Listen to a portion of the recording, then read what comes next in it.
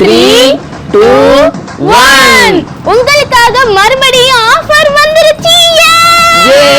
அது 249.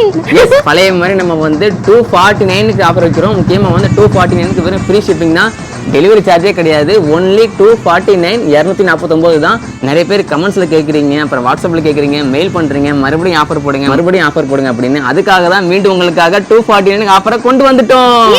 ஜாலி தான். இனிமே ஏன் இன்னும் வெயிட் பண்ணிட்டு இருக்கீங்க? நிறைய பேர் ஆஃபர் போடுங்க, ஏன் சீக்கிரமா ஸ்டாப் பண்ணிட்டீங்க அப்படின்னு கேட்டீங்க.